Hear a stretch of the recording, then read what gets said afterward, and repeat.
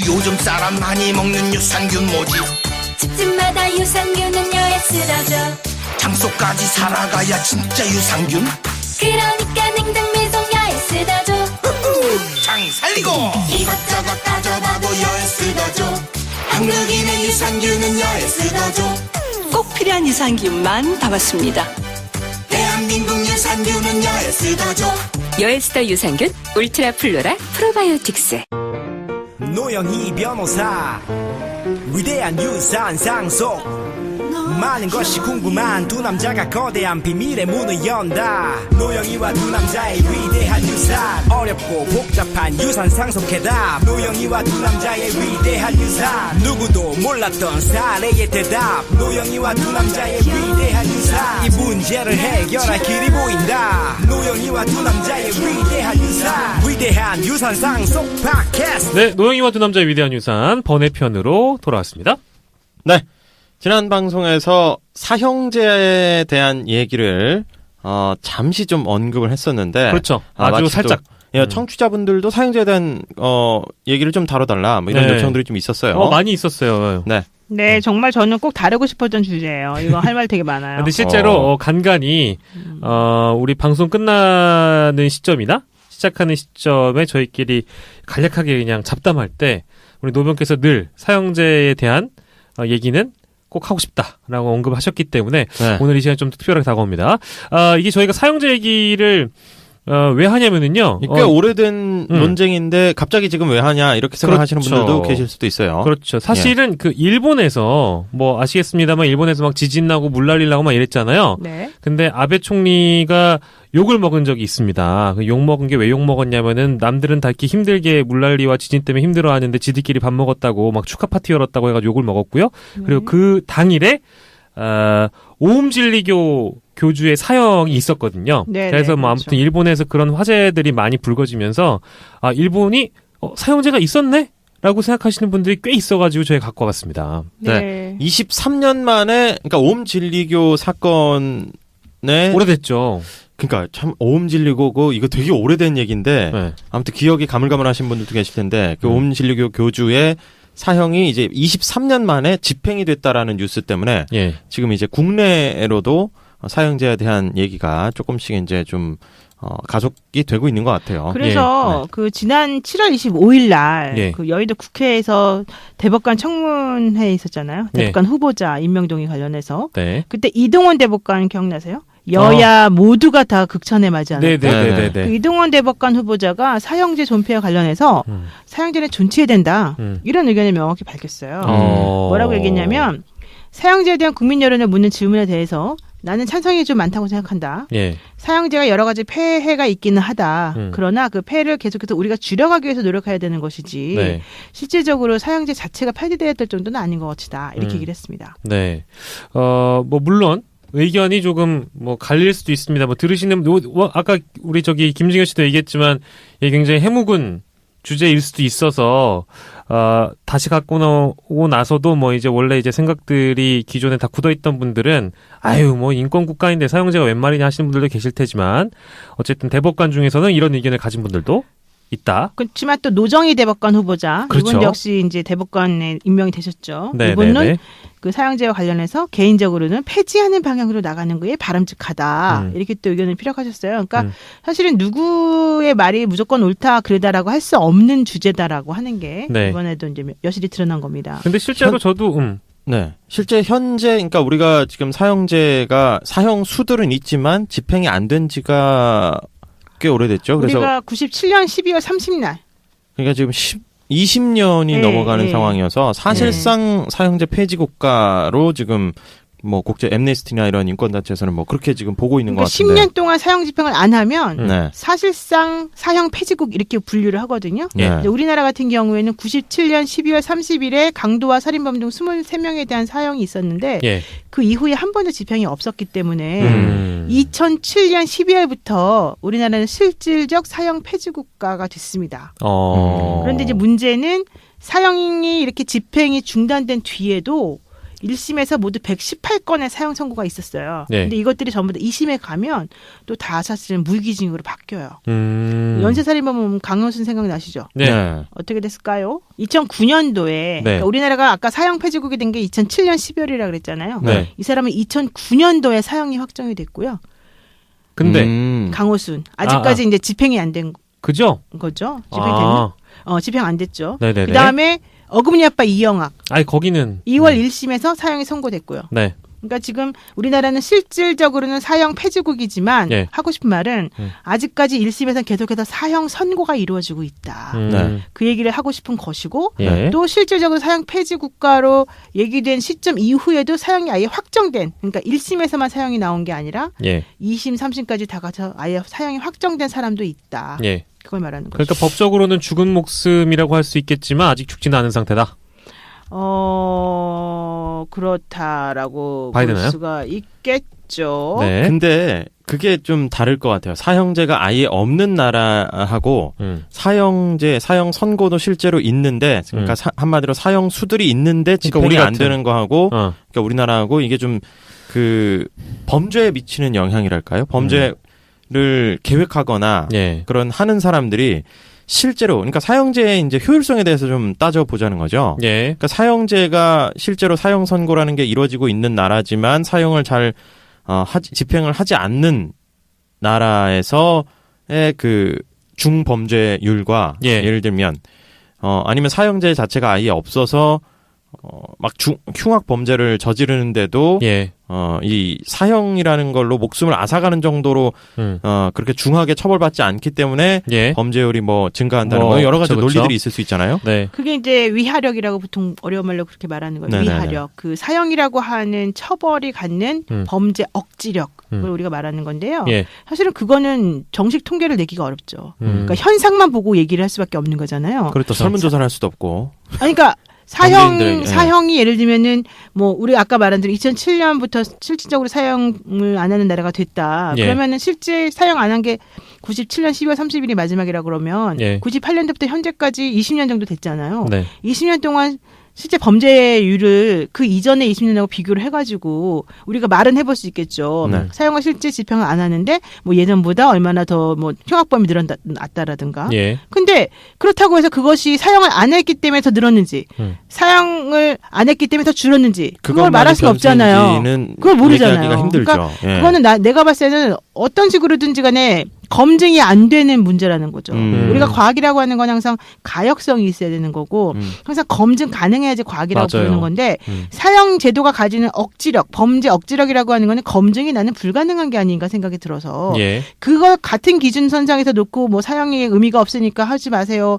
뭐 있으니까 하세요. 이렇게 말하는 건 좀 안 맞는 것 같아요. 그러니까 양쪽 다 사형제를 존치하자는 주장과 사형제를 폐지하자는 주장을 가진 사람들이 가끔가다 이제 그런 통계를 사례로 들는 것은 약간 항아리 안에 곶감 같은 거예요. 빼먹을 때 빼먹기 좋은 그냥 그런 사례이기 때문에 사실은 크게 그 뭐 통계를 갖다 드린다 하더라도 과학성은 없다. 그렇죠. 그렇다는 거죠. 대학교 때 많이 했었어요 이런 거. 그러니까요. 근데 전 좀 궁금한 게 실제로 이제 사이코패스나 뭐 이런 범죄자들을 대면하는 분들이 사형제 그러니까 이 사형수들이 자기의 목숨을 되게 중하게 여긴다 그러잖아요. 그렇죠. 자기 목숨만 중요하게 생각하는 거잖아요. 그러니까 이런 사람들이 실제로 우리나라는 사형 집행을 안 하니까 내가 사실 이렇게 범죄를 저지르다가 잡혀도 나를 죽이지는 않을 것이다라는 그런 마음, 그런 생각도 하고 있는지 하고 있죠. 하고 있겠죠. 물어보면 하고 있어요. 진짜로. 네, 그러면 그 사람들에게 사형을 해야 된다. 내가 교도소 가서 물어보면 하고 있더라고요. 진짜로요? 네, 사형 안 한다는데 이러더라고요. 그래서 그렇게 신경 안 쓴다고 그러더라고요. 오히려 편하다고 그러더라고요. 근데 이제 그건 중요한 건 아니고 보세요. 우리나라에는 사실 61명의 사형수가 있어요. 현재까지. 그러니까 1997년 12월 30일 날 23명 사형한 이후에 한 번도 형을 집행한 바가 없다. 그런데 61명이나 아직까지 사형 선고를 받아서 죽을 날을 기다리고 있는 사람들이 사실은 있다. 15대 국회에서 어떻게 됐을까요? 사형제를 폐지하는 법안을 발의한 적이 있었어요. 근데 상임위 문턱을 넘은 적이 없어요. 지금 20대 국회거든요. 또 1995년하고 2010년도에 헌법재판소에서 사형제도에 대해서 합헌 결정이 났어요. 그럼 뭐죠? 사형제도라고 하는 것이 아직까지는 그 위화력을 가지고 있다라고 생각하는 분들이 많다는 것인데 있어야 한다라고. 네. 그럼에도 불구하고 사형을 왜 집행하지 않는가? 네. 이거는 철학의 문제다. 왜냐하면 우리가 국가는 범죄자들이나 국민한테 남의 목숨을 뺏지 말아라라고 해놓고 네. 아무리 그 사람이 너한테 나쁜 짓을 해도 남의 목숨을 뺏지 말아라라고 해놓고 사실은 국가가 그 사람의 목숨을 뺏는 거잖아요. 그렇죠. 그게 약간 모순적이죠, 원칙적으로는. 네네네네. 그렇다라고 하면은 나라가 예전에는 그런 거 상관하지 않고 그래도 잘못했으니까는 이 사람은 목숨을 없애야지라고 했는데 이제는 자꾸 사람들이 국제 엠네스티 뭐 이런 데서도 니네 나라는 되게 모순적이다 이런 주장을 계속 하면서 인권이라고 하는 게 자꾸 대두가 되다 보니까 사실은 사형을 하면 안 되나? 사형이라고 하는 게 너무 모순적인가 이런 얘기를 할 수밖에 없는 구조가 됐다는 거잖아요. 네. 그리고 뭐 더불어서 그런 얘기도 하는 분들이 있더라고요. 사형제를 폐지하자고 하는 사람들을 보면 우리 흔히 이제 김대중 전 대통령 얘기도 많이 하지만 법관도 어쨌든 한 명의 인간인데 그렇죠. 그 사람이 내린 판단으로 인해서 저 한 사람의 목숨을 앗아간다는 것은 그러니까 뭐 사형을 응당해야 된다라는 어떤 취지에는 공감할 수 있으나 그 사람의 판단이 잘못될 수도 있다라는 우려를 우리가 어떻게 불식시킬 수 있는가 이 상 어려운 문제거든요. 그러니까 이제 돌이킬 수 없다는 거죠. 그렇죠. 한번 사형을 시켜놓고 보면 그 사람이 잘못된 판결에 의해서 죽었을 때 그렇죠. 그 사람의 목숨을 다시 돌려놓을 수 없다. 이제 이게 사실은 지금 말씀하신 요점인데 맞아요. 그렇게 따지면 뭐 요즘 사실 사법 불신의 시대에서 할 말이 없죠. 솔직히 말하면. 네, 최악이죠. 최악이잖아요. 나 양생태 대법원장 왜 빨리 구속 안 시킬지 모르겠는데. 근데 진짜 네. 중요한 건 오판 가능성은 사실 그 예전에 군사 독재 시절에 실제로 그때 그걸 훨씬 더 이용했기 많았지. 때문에 인력당도 있었는데 많았었잖아요. 정치적으로 이용하는 때문에 사람이 많았으니까. 그런 건데 지금에 와서는 사실 그 사형을 선고하는 상황들이 뭐 그런 실제로 어떤 객관적 증거에 의해서 이 사람이 사이코패스 범죄를 저질렀다든지 그런 아주 특수한 중한 경우에 지금 사형을 엄격하게 선고하고 있어서 사실은 오판 가능성에 대한 부분은 좀 줄어들었다. 거의 사실은 그걸 얘기하기 맞아요. 좀 힘든 상황은 맞아요. 아닌가. 지금의 논리로는 예전보다는 훨씬 많이. 예전에 그 정치적 살인 의도나 이런 거는 지금은 이제 발현되기는 좀 어렵지 않은가. 사실 그런 생각이 들긴 들고요. 사실 그런 게 이게 국제사면위원회가 자료를 냈는데 1998년도에 사형 집행국가가 37개였거든요. 예. 근데 이게 2017년 기준으로 23개국으로 줄었어요. 14개 나라가 줄어들었고 사형제도 폐지를 법으로 만든 국가가 그 같은 기간 동안에 원래는 70개국이었는데 이제 106개국이에요. 우리나라는 아직까지는 사형을 폐지하지는 않았지만 이 유럽에서는 사형제도를 폐지해야만 EU 회원국으로 가입을 해요. 이것도 좀 너무 불평등한 거 아닌가 난 솔직히 그렇게 생각하는데 또 미국은 또 주마다 좀 사형제도가 있기도 하고 없기도 하거든요. 네, 맞아요. 그래서 사실은 그런 걸 따지게 보면 우리가 꼭 외국에 있다고 해서 무조건 그게 선진적이다. 뭐 외국에 없기 때문에 뭐 아니다. 이렇게 말하는 건 좀 아닌 것 같아요. 그런데 어쨌든 중요한 건 국민의 법감정이다. 2003년 국가인권위원회가 조사한 바에 의하면 국민의 63%가 또 2008년도 한국법제연구원에서는 69.6%가 2017년 CBS 주간 리얼미터에서는 52.8%가 사형제도 유지 및 집행에 찬성하고 있다.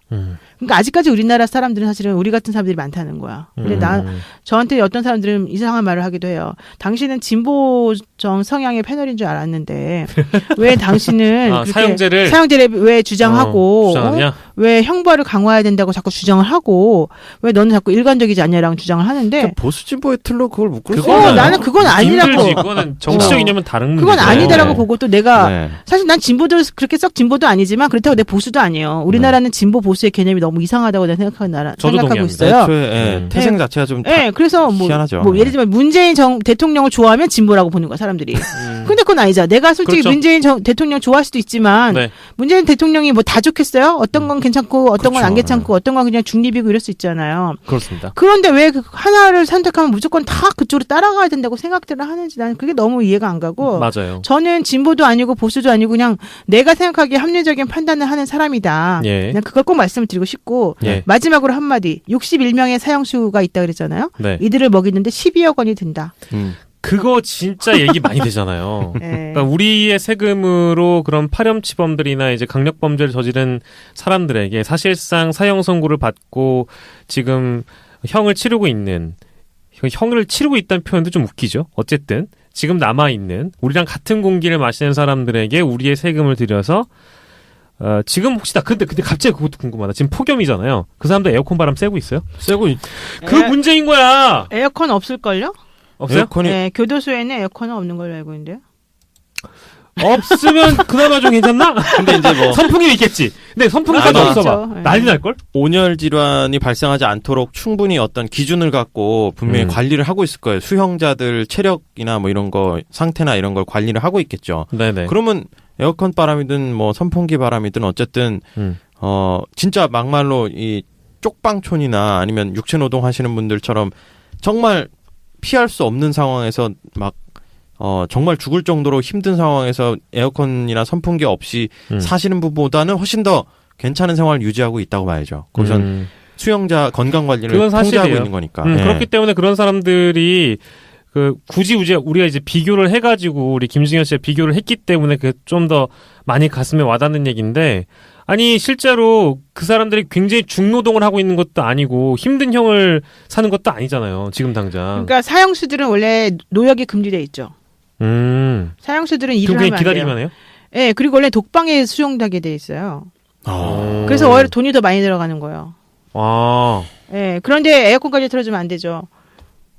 그러니까 그러면 그 사람들은 노역도 하면 안 되고, 노역도 하면 안 되고 원래는 미겼으니까. 그렇죠. 노역도 하면 안 되고 그냥 방에서 자신의 죽음을 기다리기만 해야 되는데, 그러면 할 일 없는 거지. 사실 노역을 하고 있는 사람들보다 훨씬 더 생활이 편할 수 있겠네요. 사형이 집행이 되지 않는 한은. 그렇기는 신체적으로 그런데 신체적으로 오히려 할 일 없기 때문에 노역하는 걸 더 좋아하죠. 그래서 노역을 하고 싶어해요? 네, 하고 싶어하죠. 노역하면 돈을 벌어서? 왜냐하면 뭐 돈도 좀 벌지만 돈보다도 이제 할 일이 있는 게 중요하니까.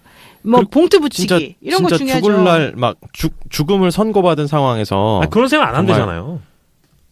근데 아무리 그래도 진짜 죽을지도 모른다라는 생각은 하지 않을까요? 한두 번은 받고 있겠죠. 미쳤나 보다. 우리 정부가 좀 있으면 나를 사용할 수도 있겠다 생각할 수도 있겠지만 대부분의 경우는 사용 안 하는 걸로 알고 있는 건 맞고요. 그러니까요. 다만 문제는 문재인 정부 올해 12월 달에 우리나라 사형을 폐지하겠다는 움직임이 있죠. 국가인권위원회는 오는 12월 10일 세계 인권의 날 70주년을 맞아 문재인 대통령의 사형제 폐지 공식 선언을 추진한다고 밝혔습니다. 인권위는 지난해 12월 대통령 특별보고의 주제가 사형제 폐지였고 문 대통령이 폐지에 긍정적으로 답했다고 설명했습니다. 사형제 폐지나 양심적 병역 거부 인정과 같은 사안의 경우 국제인권 원칙에 따른 기준과 대안을 제시하면 좋겠다고 말했습니다.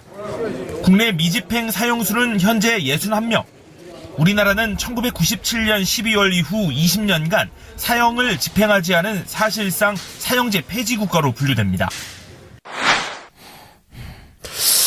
지금 12월 10일 날 어려운 12월 10일 날 세계 인권의 날이거든요. 네. 이날 사형 집행 중단을 공식화할 예정이다. 이렇게 나와 있어요. 그러니까 이게 매우 중요한 부분이. 만약에 대통령이 그런 식으로 청와대에서 그런 식으로 사형 집행 중단을 공식화하면 그렇게 나가야죠. 뭐. 사형 선고를 못 해요, 이제. 그죠. 그러니까 뭐 당연히 그러니까 누가 하겠어요. 폐지는 안 돼 있다 하더라도 실질적으로 사형 선고 자체도 못 하게 돼 버려. 그러면 이제 최고형이 무기징역?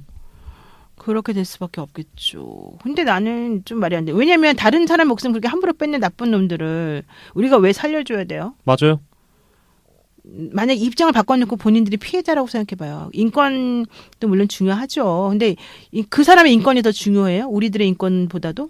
내지는 그 희생자들의 인권보다도? 맞아요. 저는 그렇게 생각합니다. 그래서 사실은 제가 이렇게 깊은 얘기까지 하고 싶지 않지만 제가 개인적으로 좋아하는 영화 중에 이창동 영화가 하나 있는데 이 전도연 나오는 거 있잖아요. 미량 그거? 미량을 보면 사실은 사람에 대한 용서, 사실 사형제까지 우리가 좀 깊게 생각해 볼 수 있는 주제이기 때문에 여러분들이 좀 보시길 권장해드리고, 저는 사실 그거 보면서 사형제에 대한 생각이 별로 없었거든요. 근데 너무나 큰 감정이입을 하다 보니 사형제는 있어야 된다. 있어야 되고 실제 나쁜 놈들은 벌을 해야 된다. 엄벌을 해야 된다. 두 번 다시는 그런 생각 하지 못할 정도 엄벌을 해야 되는데 우리가 그럴 정도의 규제를 하고 있는가? 그건 다시 한번 고민해 봐야 돼요. 그러니까 사실 맞습니다. 교화 목적으로 이제 감옥에 보내고 사형을 하고 여러 가지 이제 선고들을 하고 자유 제한 조치들을 하는 거잖아요. 네.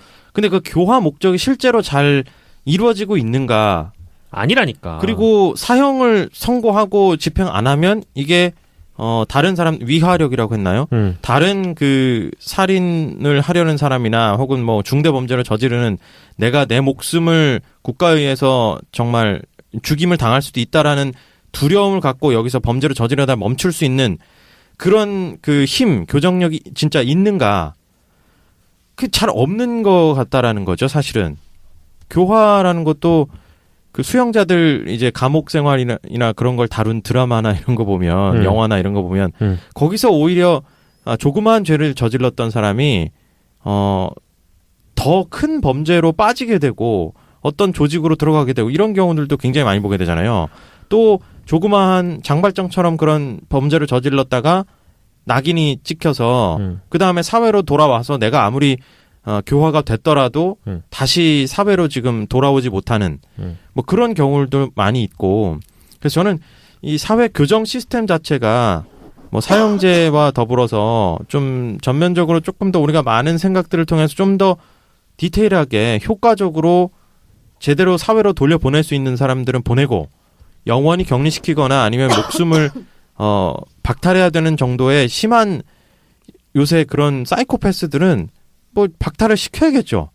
근데 그런 것들을 조금 명확하게 우리가 뭐 공론화위원회라든지 뭔가를 통해서 사회적 합의를 좀 이끌어내서 한번 손 대야 되지 않나 그런 생각이 또 들긴 들어요. 사이코패스는 사실 그 질환 아닙니까? 그러니까 병 아니에요? 근데 그거에 대해서 우리가 아직까지 뭐 정확하게 그럼 이 사이코패스를 걸러내서 이 사람을 어떤 식으로 치료하면 정상인이 된다 이런 게 지금 나온 건 아니잖아요. 아니 환자를 그렇다고 그냥 죽일 수는 없잖아. 그러면 반대로 조현병이랑 같은 논리로 들이대면 사실 할 말 없죠. 사이코패스 그 뇌 그 인자라든지 뭐 그런 그죠. 걸 말씀하시는 거죠. 그러니까 얘기는 이제 사이코패스도 만약에 이제 정신적으로 미성숙하거나 정서적으로 불안한 사람을 우리가 심심하게 범위에 넣어야 분류한다면 되는 그러니까 그렇게 된다면 사이코패스도 죽일 수가 없다라는 거죠. 그러니까 과한 인권 측면에서 제가 얘기하는 거예요. 네. 난 동의하지 않지만. 그러니까요. 근데 사이코패스라고 사실은 분류된 그 범죄자들? 네. 그렇게 많지 않아요. 거의 없을걸요?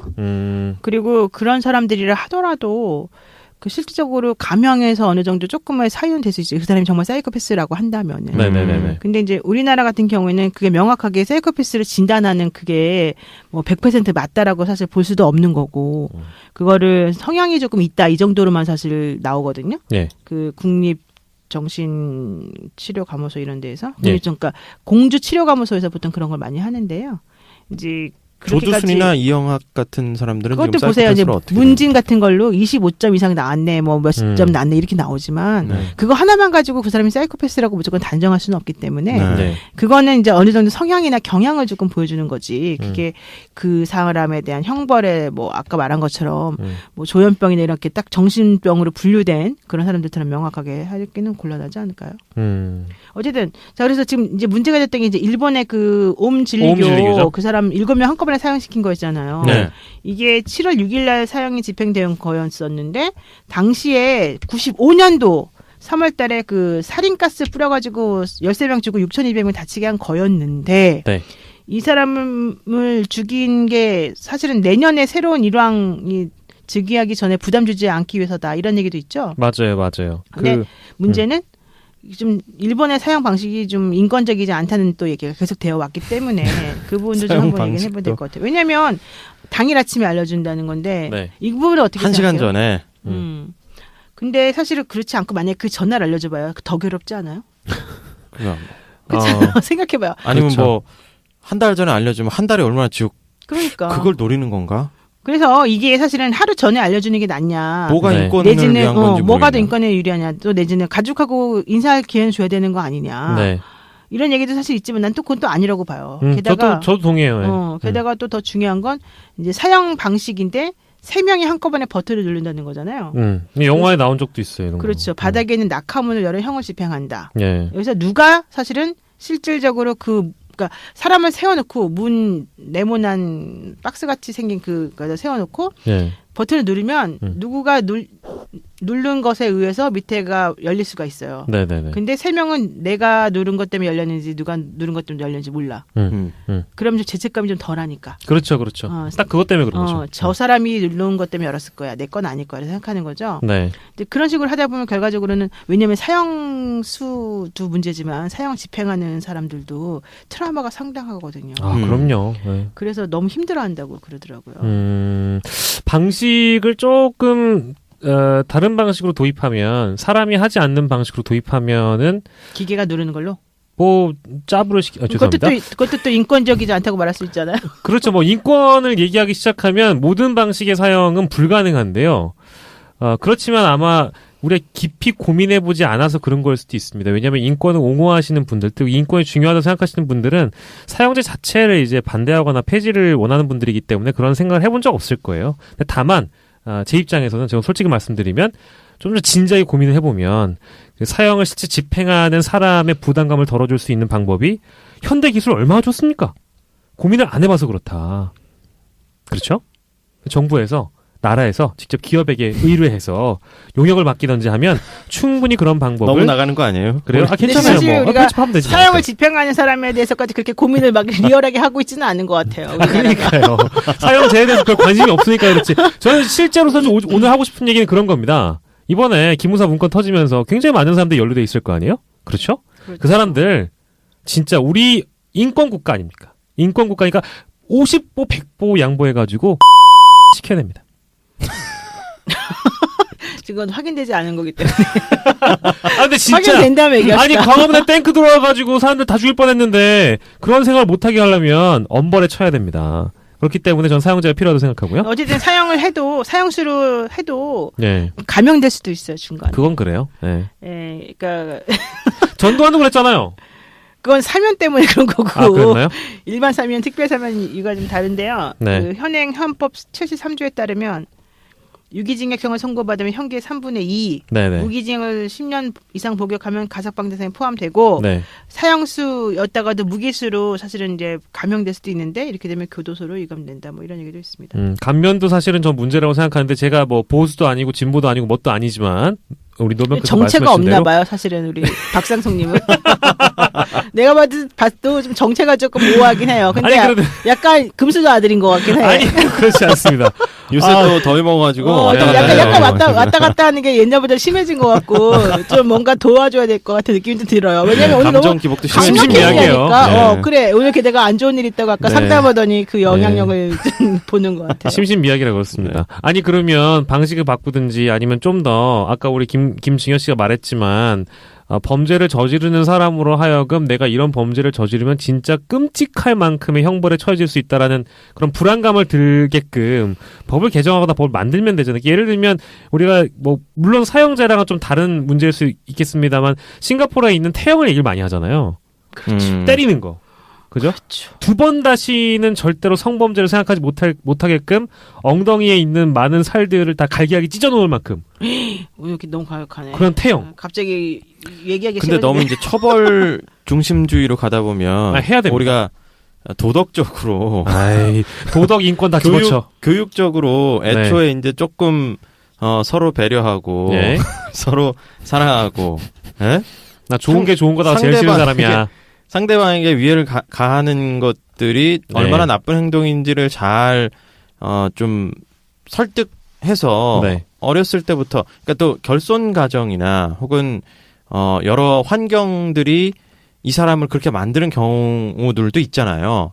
그런 경우에 그러니까 그 사람의 잘못이 아니라는 게 아니라 애초에 이제 그런 이 범죄의 대물림 이런 연구들도 사실 많이 이루어져 있기 때문에 예방할 수 있는 부분도 분명히 있다라는 거죠. 그런데도 예산을 적극적으로 투입해서 그 사회 일원으로 건강한 사회 일원으로 다시 좀 데리고 와서 범죄 예방도 할 수 있도록 그렇게 좀 교육적으로도 너무 크게 나갔나요? 너무 크게 나가긴 했는데 사실 그 말씀도 맞아요. 왜냐하면 부탄이나 예를 들면 이런 국가의 경우에 거기가 막 엄벌에 처하고 무서워서 법이 무서워서 막 이렇게 행복한 나라가 된 게 아니잖아요. 큰 그림의 방향은 그래야 된다는 얘기잖아. 이상주일지는 모르겠지만. 네네네네. 뭐 대통령도 부탄 좋아해요. 처벌만 엄격하게 하고 사형제 꼭 뭐 사형 다 집행하고. 친구예요. 이렇게 잘 알아요.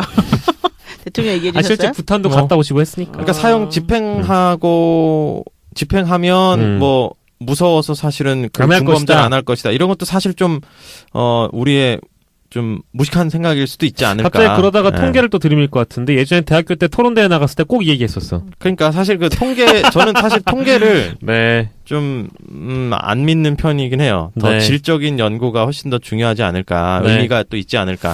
뭐 양적 연구를 다 폄훼하는 건 아니지만 뭐 어쨌든 그래서 조금 더 사형제 폐지 이 찬반 논란에 대해서 논쟁을 할 때는 좀 더 폭넓게 나가서 그럼 과연 우리 사회에서 좀 범죄 예방이나 또 범죄에 대해서 어떤 식으로 교화를 할 것인지, 그러니까 한번 실수를 했더라도 어떤 식으로 교정을 해서 우리 사회 건강한 일원으로 다시 되돌릴 수 있는가, 이런 것도 좀 같이 생산적으로 고민을 좀 많이 해야 되지 않을까, 그런 차원에서 이제 또 말이 길었네요. 어쨌든 우리 김진현님의 말씀도 틀린 말은 아니고 그것도 사실 우리가 고려해 볼 부분이긴 한데 뜨거운 감자, 여전히 뜨거운 감자일 거고. 뜨거. 올해 말에는 어떤 발표 형식으로 문재인 대통령이 사형제에 대한 얘기를 꺼내지 아직 뭐 확정된 건 없으니까요. 그런 계획이 있고 그런 약간 설이 들릴 뿐인 거니까.